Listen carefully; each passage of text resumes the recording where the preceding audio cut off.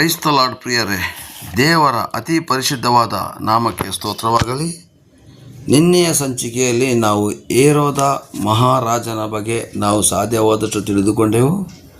ಇವತ್ತು ನಾವು ತಿಳಿದುಕೊಳ್ಳಬೇಕಾದ ಅಂಶ ಬೆತ್ಲೆಹೇಮಿನ ಬಗ್ಗೆ. ಬೆತ್ಲೆಹೇಮ್ ಅಂತ ಹೇಳಿದ್ರೆ ಏನು ಅಥವಾ ಅದು ಎಲ್ಲಿದೆ, ಅದು ಏನಕ್ಕೆ ಪ್ರಸಿದ್ಧಿ ಆಯಿತು ಅಂತ ಹೇಳೋದಾದರೆ ಪ್ರಿಯರೇ, ಬೆತ್ಲೆಹೇಮ್ ಲೋಕಕ್ಕೆ ಒಬ್ಬ ರಕ್ಷಕನನ್ನು ಒದಗಿಸಿಕೊಟ್ಟಂತಹ ಒಂದು ಊರಾಗಿದೆ.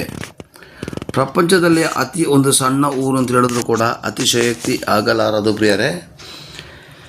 ಈ ಬೆತ್ಲೆಹೇಮ್ ಅಂತ ಹೇಳುವಂಥದ್ದು ದಕ್ಷಿಣ ಯೆರೂಸಲೇಮಿನಿಂದ ಸುಮಾರು 8ರಿಂದ 10 ಕಿಲೋಮೀಟರ್ ದೂರದಲ್ಲಿ ಇರತಕ್ಕಂಥ ಒಂದು ಸಣ್ಣ ಪಟ್ಟಣವಾಗಿದೆ. ಅಂದರೆ ಇದು ಪ್ರಪಂಚದ ಮಧ್ಯಭಾಗವಾಗಿದೆ ಪ್ರಿಯರೇ. ಪ್ರಪಂಚದ ಮಧ್ಯಭಾಗ ಅಂತಂದರೆ ಯಾಕೆ ಪ್ರಪಂಚದ ಮಧ್ಯಭಾಗದಲ್ಲಿ ಹುಟ್ಟುತ್ತಾರೆ?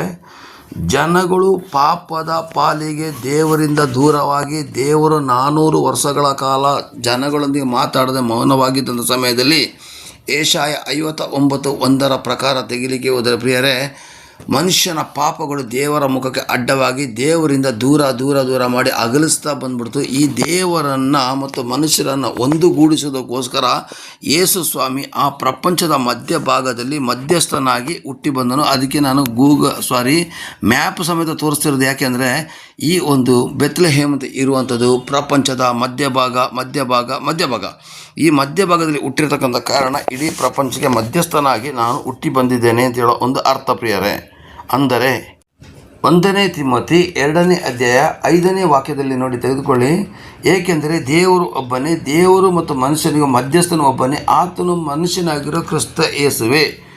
ಆಗ ದೇವರು ಒಬ್ಬನೇ, ದೇವರು ಮತ್ತು ಮನುಷ್ಯರಿಗೆ ಮಧ್ಯಸ್ಥನಾಗಿ ಇರೋದ ಯೇಸು ಕ್ರಿಸ್ತನು ಒಬ್ಬನೇ. ಈ ಯೇಸು ಕ್ರಿಸ್ತನ ಜನಿಸಿದ್ದು ಯಾಕೆಂದರೆ ನಮ್ಮ ಮತ್ತು ದೇವರ ಮಧ್ಯದಲ್ಲಿ ಮಧ್ಯಸ್ಥಿಕೆ ವಹಿಸಿ ದೇವರಿಂದ ದೂರಾದ ಅಥವಾ ದೇವರ ಕೋಪಕ್ಕೆ ಒಳಗಾಗಿದ್ದ ನಮ್ಮನ್ನು ದೇವರ ಪ್ರೀತಿಯ ತೋಳ ತೆಕ್ಕೆಯಲ್ಲಿ ಸೇರಿಸೋದಕ್ಕೋಸ್ಕರ ಯೇಸು ಸ್ವಾಮಿ ಮಧ್ಯಸ್ಥನಾಗಿ ಪ್ರಪಂಚದ ಮಧ್ಯಭಾಗದಲ್ಲಿ ಹುಟ್ಟಿ ಬಂದರು ಪ್ರಿಯರೇ.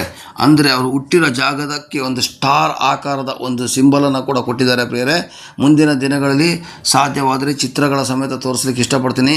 ಆ ಒಂದು ಸ್ಟಾರ್ ಆಕಾರದಲ್ಲಿ ಮಾಡಿ ಆ ಒಂದು ಯೇಸು ಹುಟ್ಟಿದ ಜಾಗನ ಈಗಲೂ ಗುರುತಿಸಲ್ಪಟ್ಟಿದೆ.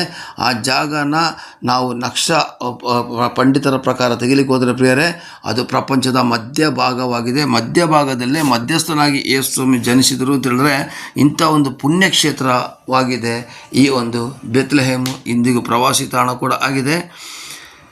ಇದು ಇಂದು ನಿನ್ನೆ ಆದಂತಹ ಒಂದು ಊರಲ್ಲ, ಎಷ್ಟೋ ಸಾವಿರಾರು ವರ್ಷಗಳ ಹಿಂದೆ ಇದರ ಬಗ್ಗೆ ಪ್ರವಾದನೆ ಇತ್ತು ಪ್ರಿಯರೇ. ಅಂದರೆ ಯೇಸು ಸ್ವಾಮಿ ಇದೇ ಜಾಗದಲ್ಲಿ ಜನಿಸಿ ಬರ್ತಂದೇಳಿ ಮೀಕಾ 5:2 ಪ್ರವಾದನೆ ಆಗಿತ್ತು. ಇದು ಯಹೂದ ಒಂದು ಪಟ್ಟಣದಲ್ಲಿ ಸಣ್ಣ ಒಂದು ಊರಾಗಿತ್ತು. ಅಂದರೆ ಈ ಸಣ್ಣ ಊರನ್ನ ದೇವರು ಯಾಕೆ ಆಯ್ಕೆ ಮಾಡಿಕೊಂಡದ್ದು ಅಂತ ಹೇಳಿದ್ರೆ, ದೇವರು ಸಣ್ಣದರಿಂದಲೇ ದೊಡ್ಡದಾಗಿ ಪ್ರಾರಂಭಿಸ್ತಾರೆ ಹೊರತು ದೊಡ್ಡದರಿಂದ ಸಣ್ಣದಾಗಿ ಮಾಡೋದಿಲ್ಲ, ಸಣ್ಣದರಿಂದಲೇ ದೊಡ್ಡದಾಗಿ ಪ್ರಾರಂಭಿಸ್ತಾರೆ. ಅದಕ್ಕೆ ಸಣ್ಣ ಊರಿನಿಂದಲೇ ಇಡೀ ಪ್ರಪಂಚದಾದ್ಯಂತ ಯೇಸು ಸ್ವಾಮಿ ಕೀರ್ತಿ ಹರಡಲ್ಪಡಬೇಕು ಅಂತೇಳಿ ಸಣ್ಣ ಊರನ್ನೇ ದೇವರು ಆಯ್ಕೆ ಮಾಡಿಕೊಂಡ್ರು. ಸಣ್ಣ ಊರಾದರೂ ಪ್ರಪಂಚದ ಮಧ್ಯಭಾಗದಲ್ಲಿ ಇದೆ. ಮ್ಯಾಪನ್ನು ಗಮನಿಸಿ ಪುನಃ ನೋಡಿ ಒತ್ತಿ ಹೇಳ್ತೀನಿ. ಇದು ಮಹಾರಾಜನಾದಂತಹ ದಾವೀದನ ಒಂದು ಊರಾಗಿತ್ತು. ಇದನ್ನು ಹಳೆ ಒಡಂಬಡಿಕೆಯಲ್ಲಿ ದಾವೀದನೂರು ಎಂದು ಕರೀತಾ ಇದ್ದರು. ಹೊಸ ಒಡಂಬಡಿಕೆಯಲ್ಲೂ ಕೂಡ ಲೂಕ 2:4 ನಾವು ಗಮನಿಸಿದೆ. ಆದರೆ ದಾವೀದನ ಊರಿನಲ್ಲಿ ನಿಮಗೊಬ್ಬ ರಕ್ಷಕನು ಹುಟ್ಟಿದ್ದಾನೆ ಅಂತಲೇ ಹೇಳಿದೆ ಪ್ರಿಯರೇ. ಹಾಗಾದರೆ ದಾವೀದನ ಊರು ಅಥವಾ ಯೇಸು ಸ್ವಾಮಿಗೆ ಜನ್ಮ ಕೊಡಲಿಕ್ಕೆ ಕಾರಣವಾದಂಥ ಊರು ಬೆತ್ಲೆಹೇಮ್ ಹೇಳಿದ್ರೆ ಅತಿಶಯೋಕ್ತಿ ಆಗಲಾರದು. ಇದು ಯೆರೂಸಲೇಮಿನಿಂದ ದಕ್ಷಿಣಕ್ಕೆ 10 ಕಿಲೋಮೀಟರ್ ದೂರದಲ್ಲಿದೆ. ಪ್ಯಾಲೆಸ್ಟೈನ್ ದೇಶದ ಪಶ್ಚಿಮ ದಂಡೆಯಲ್ಲಿರತಕ್ಕಂಥ ಒಂದು ಸುಂದರವಾದ ನಗರವಾಗಿದೆ. ಇದೀಗ ಪ್ಯಾಲೆಸ್ಟೈನ್ ಅವರ ವಶದಲ್ಲಿ ಇದೆ ಪ್ರಿಯರೇ. ಪ್ಯಾಲೆಸ್ಟೈನ್ನ ದೇಶದ ಪಶ್ಚಿಮ ದಂಡೆಯ ಸುಂದರವಾದ ನಗರ. ಇದು ಸರಿಸುಮಾರು 35,000 ಮಾತ್ರ ಜನಸಂಖ್ಯೆ ಇದೆ ಪ್ರಿಯರೇ. ಜಾಸ್ತಿ ಏನು ಜನಸಂಖ್ಯೆಗಳು ಇಲ್ಲ. ಇದು ದಾವೀದನ ಜನ್ಮಸ್ಥಳ, ಯೇಸು ಸ್ವಾಮಿ ಜನ್ಮಸ್ಥಳ ಹಾಗೂ ಪುಣ್ಯಕ್ಷೇತ್ರ. ಈ ಜಾಗಕ್ಕೆ ಯಾರು ಹೋಗಿದ್ದಾರೋ ಅವರು ಭಾಗ್ಯವಂತರು. ನೋಡುವ ನಾನು ಕೂಡ ಪ್ರಾರ್ಥನೆ ಮಾಡ್ತಾಯಿದ್ದೀನಿ, ಜೀವಮಾನದಲ್ಲಿ ಒಂದಲ್ಲ ಒಂದು ದಿವಸ ಯೆರೂಸಲೇಮ್ ಪಟ್ಟಣ ಮತ್ತು ಯೇಸುಸ್ವಾಮಿ ಎಲ್ಲ ಜಾಗಗಳನ್ನು ನೋಡಿ ಬರಬೇಕು ಅಂತೇಳಿ. ಆದರೆ ಒಂದು ಮ್ಯಾಪಿನ ಆಧಾರದ ಪ್ರಕಾರ ತೆಗಿಲಿಕ್ಕೆ ಹೋದಾಗ ಪ್ರಿಯರೇ, ಬೆತ್ಲೆಹೇಮು ಮತ್ತು ವಚನದ ಆಧಾರದ ಪ್ರಕಾರ ತೆಗಿಲಿಕ್ಕೆ ಹೋದರೆ ಬೆತ್ಲೆಹೇಮ್ ಅಂತ ಹೇಳುವಂಥದ್ದು ಪ್ಯಾಲೆಸ್ಟೈನ್ ದೇಶದ ಪಶ್ಚಿಮದಲ್ಲಿರತಕ್ಕಂಥ ಸುಂದರವಾದ ಪಟ್ಟಣ ಮಾತ್ರ ಅಲ್ಲದೇ ದಾವೀದನಂಥ ಮಹಾನ್ ವ್ಯಕ್ತಿಗಳಿಗೆ, ಯೇಸುಸ್ವಾಮಿ ಅಂತಹ ದೇವರಿಗೆ ಆ ಜನ್ಮವನ್ನು ಕೊಟ್ಟಿಸಿರತಕ್ಕಂತಹ ಒಂದು ಜಾಗ ಬೆತ್ಲೆಹೇಮು. ನಿನ್ನೆ ಮೊನ್ನೆದಲ್ಲ ಪ್ರಿಯರೇ, ಬೈಬಲ್ ಪುಸ್ತಕದ ಆಧಾರ ಪ್ರಕಾರ ಬೆತ್ಲೆಹೇಮಿನ ಬಗ್ಗೆ ಎಷ್ಟೋ ಪ್ರವಾದನೆಗಳಿದೆ. ಅದರಲ್ಲಿ ಒಂದು ಪ್ರವಾದನೆ ಮೀಕ 2ನೇ ಅಧ್ಯಾಯ 5ನೇ ವಾಕ್ಯ, ಬೆತ್ಲೆಹೇಮಿನಲ್ಲೇ ಹುಟ್ಟು ಬರ್ತಾನೆ, ಸಣ್ಣದರಿಂದ ದೊಡ್ಡ ಅಧಿಪತಿ ಹುಟ್ಟಿ ಬರ್ತಾನೆ ಅಂತಲೇ ಬರೆದಿದೆ ಪ್ರಿಯರೇ. ಹಾಗಾದರೆ ಪ್ರಿಯರೇ, ನಾವು ಆ ಒಂದು ಬೆತ್ಲೆಹೇಮು ಜಾಗದ ಬಗ್ಗೆ ನಾವು ತಿಳಿದುಕೊಂಡೆವು. ದೇವರು ನಿಮ್ಮನ್ನು ಆಶೀರ್ವದಿಸಲಿ, ಕೃಪೆಯನ್ನು ನಡೆಸಲಿ. ಹಾಗೆಯೇ ನಾಳೆಯಿಂದ ನಾವು ಬಾಕಿ ಇರತಕ್ಕಂಥ ವಿಷಯಗಳು, ಮತ್ತಾಯನ ಬರೆದ ಸುವಾರ್ತೆ 2ನೇ ಅಧ್ಯಾಯದಲ್ಲಿ ಇರತಕ್ಕಂಥ ಬಾಕಿ ವಿಷಯದ ಬಗ್ಗೆ ತಿಳಿಯುವ ಪ್ರಿಯರೇ.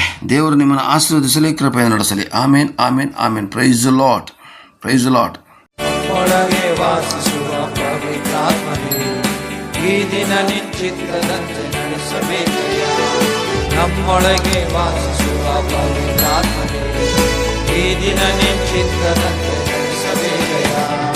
ಪವಿತ್ರಾತ್ಮನೇ, ಪವಿತ್ರಾತ್ಮನೇ, ಪರಿಶುದ್ಧ ದೇವರಾತ್ಮನೇ, ಪವಿತ್ರಾತ್ಮನೇ, ಪವಿತ್ರಾತ್ಮನೇ, ಪರಿಶುದ್ಧ ದೇವರಾತ್ಮನೇ.